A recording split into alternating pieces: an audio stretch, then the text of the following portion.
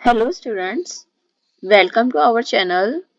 इस वीडियो में हम सीखेंगे कि हमने जो लास्ट वीडियो में ये प्रोग्राम लिखा था, एक्चुअल में हर एक लाइन का मीनिंग क्या होता है। तो लेट्स स्टार्ट। तो हमने फर्स्ट लाइन लिखी थी हैश इंक्लूड आईओस्ट्रीम। ये क्या होती है? एक लाइब्रेरी फाइल होती है आईओस्ट्रीम की, जो इनपुट आउटपुट लेता है।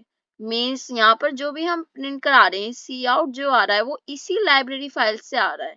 आईओ स्ट्रीम जो है हमारी एक हेडर फाइल होती है। हेडर फाइल जो होती है हमारी एक्चुअल इम्प्लीमेंटेशन होती है कोड की। जो ये सी आउट है, इट इज अ ऑब्जेक्ट। ये ऑब्जेक्ट होता है जिसके एक्चुअल इम्प्लीमेंटेशन जो है कोड वो इस फाइल में एग्जिस्ट करती है। तो आईओ स्ट्रीम को इंक्लूड अगर हम नहीं करते, इस लाइब्रेरी फाइल को इंक्लूड नहीं करेंगे हम, तो ये जो सी आउट होगा ये हमें कहेगा कि ये एरर देगा कि सी आउट इसे पता ही नहीं ये चीज है क्या। Let's run it. ये हमें एरर देगा कि ये चीज है क्या, इसे नहीं पता। यहाँ पर आप देख सकते हैं C out was not declare in this scope. इस स्कोप के अंदर सी आउट क्या है इसे नहीं पता। ये हैश क्या होता है? हैश को हम इसको बोलते हैं प्री प्रोसेसर डायरेक्टिव। तो ये जो हैश होता है, प्री प्रोसेसर डायरेक्टिव होता है, ये हमें बताता है, ये कंपाइलर को इंस्ट्रक्शंस देता है। हैश जो होता है कंपाइलर को बोलता है कि हमें कुछ इंस्ट्रक्शंस करवानी है। तो ये हैश इंक्लूड क्या होगा? ये बोलेगा कि हमें इंक्लूड करनी है कोई फाइल, जो भी हम इसके अंदर देंगे वो फाइल हमें इंक्लूड करनी है अपने इस प्रोग्राम के अंदर। ये वाला जो प्रोग्राम है, प्रोग्राम 1.cpp, इस प्रोग्राम के अंदर हमें आईओस्ट्रीम नाम की फाइल इंक्लूड करनी है। ये अब आपको ये लाइन का मतलब क्लियर हो गया होगा। अब नेक्स्ट लाइन पे चलते हैं। Using name space STD. ये क्या होता है? नेम स्पेस, सबसे पहले देखते हैं नेम स्पेस क्या होता है। नेम स्पेस होता है सर्टेन नेम्स को रिकॉग्नाइज कराता है। कुछ सर्टेन नेम्स होते हैं जो कि रिकॉग्नाइज होते हैं by the name space. Name space एक एरिया डिफाइन करता है जहाँ पे हम अपने कोई भी नेम देंगे, वो एरिया, उसी पर्टिकुलर एरिया में ही वो नेम जो होगा रिकॉग्नाइज होगा। लाइक इस मेन फंक्शन में हमारा ये जो प्रोग्राम है, कंप्लीट ये प्रोग्राम में जो भी हम सी आउट है, लाइक सी एन है, कोई फंक्शन नेम है, लाइक कोई क्लास कीवर्ड है, हमारा कोई इंटीजर टाइप है, सर्टेन नेम्स जो होते हैं वो रिकॉग्नाइज होंगे इसी पर्टिकुलर प्रोग्राम में। अगर हम अनदर प्रोग्राम बनाएंगे, हम चाहेंगे वहां पर हम कुछ बिना इसके लिखे, तो वहां पर उस एरिया में ये नेम स्पेस नहीं आएगा, क्योंकि वो सिर्फ इसी प्रोग्राम में नेम स्पेस जो है वो कुछ सर्टेन नेम्स के लिए ही रिकॉग्नाइज किया जाएगा। अब हमने लिखा STD, name space STD. STD क्या कराएगा कि ये जो सी आउट है ये इस एसटीडी नेम स्पेस से आ रहा है। सी आउट जो होगा वो डिक्लेयर्ड है इस एसटीडी नेम स्पेस में। तो एसटीडी अगर हम ये यहाँ पर नहीं लिखते, इस एसटीडी यूजिंग नेम स्पेस अगर हमने यहाँ पर नहीं दिया, लाइक मैंने यहाँ से इसको रिमूव कर दिया, मैंने यहाँ लिखा एसटीडी कोलन कोलन। हम इस तरीके से भी हम ऐसे कर सकते हैं कि हमने बोला कि ये सी आउट जो है वो इस एसटीडी से आएगा, हमारा यहाँ पर कोई एरर नहीं आएगा, ये हमारा प्रिंट हो जाएगा। तो हम इसको हर एक, हमें मान लो हमें मल्टीपल लाइंस ऑफ कोड लिखना है, सी आउट मल्टीपल लाइंस ऑफ में लिखना है, और लाइक हम हर जगह तो ना एसटीडी कोलन कोलन लगाएंगे। तो डजन्स ऑफ टाइम हम एसटीडी को अवॉइड करने के लिए यहाँ पर लिख देते हैं हम यूजिंग नेम स्पेस एसटीडी। हम यहाँ पर यूजिंग नेम स्पेस एसटीडी लिख देंगे, तब हमारी ये रन कर सकता है। हम मल्टीपल लाइंस ऑफ में बार बार एसटीडी कोलन कोलन ना लिख के वन टाइम में ही इसको लिख सकते हैं। अगर मैं यहाँ पर एक और फंक्शन बना देती हूँ, लाइक यहाँ पर मैंने लिखा void फंक्शन। हम फंक्शन आगे नेक्स्ट आने वाली क्लासेस में सीखेंगे कि फंक्शंस होते क्या हैं। अभी के लिए हम आपको एक एग्जांपल दिखा देती हूँ मैं, कि हमारा जो प्रोग्राम होता है वो मेन से ही एग्जीक्यूट होता है। मैं इसे रन करती हूँ तो हमारा जो आउटपुट हम चेक करते हैं कि क्या आना चाहिए। इसकी कोई नीड नहीं है, यहाँ पर इसको हटा देते हैं।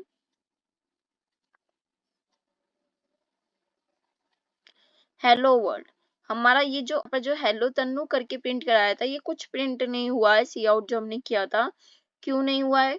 क्योंकि जो हमारा कंपाइलर था उसने मेन फंक्शन देखा, उसने यहाँ पर स्टार्ट किया, उसने ये जो कर्ली ब्रेसेस होंगे ये एक स्कोप होता है कि हमारा जो फंक्शन है वो यहाँ से लेके यहीं तक, जहां तक कर्ली ब्रेसेस एंड हो रहे हैं वो वहीं तक ही, स्टिल वहीं तक ही रहेगा, उसके बाहर वो नहीं होगा। तो हमारा हमने यहाँ पर लिखा सी आउट हेलो वर्ल्ड, ये प्रिंट करके यहाँ पर हमारा प्रोग्राम खत्म हो गया। यहाँ पर हमारा मेन फंक्शंस का जो कर्ली ब्रेसेस है खत्म हो गया, तो आगे नहीं रन करेगा। हम इसको हमने कहीं पर भी मेंशन नहीं किया, इस फंक्शन के अंदर मेंशन नहीं किया, तो दैट्स वाई ये हमारी स्टेटमेंट प्रिंट कहीं पर भी नहीं हुई है। तो आप यहाँ से समझ गए होगे मेन फंक्शन हमारा क्या काम करता है। जैसे मैंने अभी बताया कर्ली ब्रेसेस क्या होता है, अगर हम इस फंक्शन के अंदर कुछ लिखना चाह रहे हैं तो हमें कर्ली ब्रेसेस लगाने पड़ेंगे। कर्ली ब्रेसेस हमें बताता है कि इसका फंक्शन का स्कोप कहाँ से कहाँ तक का है, हमारा प्रोग्राम का इस फंक्शन का स्कोप ना कि कहाँ से कहाँ तक का है वो ये बताएगा। नेक्स्ट लाइन है हमारी सी आउट हेलो वर्ल्ड। ये क्या है, सी आउट क्या होता है, ये होता है कि हमें कंपाइल अपने इसके टर्मिनल पे क्या प्रिंट कराना है, अपने टर्मिनल पे क्या प्रिंट कराना है ये वो बताता है। तो टर्मिनल पे प्रिंट कराने के लिए यहाँ पर हमने लिखा हेलो वर्ल्ड, तो हमारे जैसे आउटपुट आपने देखा हेलो वर्ल्ड आ रहा था, तो आउटपुट में हेलो वर्ल्ड आ रहा है। अब ये क्या लगा है हमने, इसको बोलते हैं इंसर्शन ऑपरेटर। अब आपको मैं एक बुक दिखाती हूँ, उसमें ये इंसर्शन आपको उसमें बहुत ज्यादा क्लियर हो जाएगा। ये इंसर्शन ऑपरेटर आप क्या करता है, एक वेरिएबल जो हम यहाँ पर देंगे, आप इस डायग्राम में देख सकते हैं, यहाँ पर हमने वेरिएबल दिया है। वेरिएबल में कोई स्ट्रिंग हो सकती है, कोई इंटीजर वैल्यू हो सकती है, कोई भी डाटा टाइप की वैल्यू हो सकती है इस वेरिएबल के अंदर, या हम डायरेक्टली उस वेरिएबल को लिख भी सकते हैं। उसको हमने यहाँ पर एक इंसर्शन ऑपरेटर के थ्रू, और उसे बोलते हैं पुट टू ऑपरेटर के थ्रू, यहाँ पर हमने सी आउट में पास कराया। सी आउट क्या करता है, वो जो भी उसमें वेरिएबल पास हो रहा है, सी आउट में एक वेरिएबल पास होगा और वो हमारे कंप्यूटर या लैपटॉप में डिस्प्ले करा देगा। आप यहाँ से देख सकते हैं ये एरो क्या कराएंगे, वेरिएबल यहाँ से लिया और यहाँ पर डिस्प्ले करा दिया। ऐसे ही हमारा होता है एक्सर्शन ऑपरेटर। एक्सट्रैक्शन ऑपरेटर क्या करता है, और इसको हम गेट फ्रॉम ऑपरेटर बोलते हैं। एक्सट्रैक्शन ऑपरेटर क्या करेगा, यूजर से इनपुट लेगा, यूजर से इनपुट जो होगा वो एक वेरिएबल में इंसर्ट कराएगा। या आप ये देख सकते हैं ये ज्यादा साइन, ये साइन क्या बन रहा है, यहाँ पर हम वेरिएबल के अंदर उस वैल्यू को इंसर्ट करा रहे हैं सी इन करके। फ्रॉम यूजर से इनपुट लेंगे, यहाँ पर जो यूजर कीबोर्ड के थ्रू प्रेस करेगा डाटा, वो सी इन से पास होगा हमारे इस वेरिएबल में, तो उसको बोलेंगे हम एक्सट्रैक्शन और गेट फ्रॉम ऑपरेटर। ये हमारा यूजर इनपुट के लिए यूज होता है। हम नेक्स्ट देखते हैं कमेंट्स।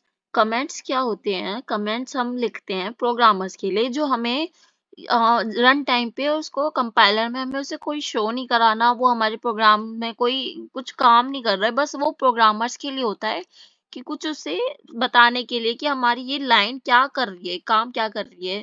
कोई भी हम यहाँ पर कुछ प्रोग्राम लिख रहे हैं उसको डिटेल करने के लिए, उसको उसकी डिस्क्रिप्शन लिखने के लिए हम कमेंट्स का यूज करते हैं। तो कमेंट्स दो तरीके के होते हैं, सिंगल लाइन कमेंट्स या मल्टीपल लाइन कमेंट्स। अगर हमें सिंगल लाइन कमेंट्स लिखना है तो हमें दो बार यहाँ पर दो बार स्लैश देना होगा। आप ये देख रहे होगे कि यहाँ पर ये ब्लू कलर का हो गया होगा, ये दो बार स्लैश देने से अगर हम यहाँ पर कुछ भी लिखेंगे, लाइक मैंने यहाँ लिखा दिस इज इंसर्शन ऑपरेटर, आप ये देखेंगे। अब अगर आप इसे रन करेंगे तो ये कोई इशू नहीं देगा, ये कुछ प्रिंट करके नहीं आएगा, ये सिर्फ हमारे प्रोग्राम के लिए। ये सिंगल कमेंट हो गया। अब मल्टीपल लाइन कमेंट्स के लिए कि हमें मल्टीपल लाइन ऑफ कमेंट्स लिखना है, तो आप यहाँ लिखेंगे स्लैश स्लैश, फिर आप लिखेंगे एस्टिक साइन, मल्टीप्लाई का साइन लगाएंगे, एस्टिक साइन लगाएंगे, फिर आप यहाँ पर कुछ भी लिख सकते हैं, जैसे लिखा this is insertion operator, and यहाँ पर लिखोगे एंड आउटपुट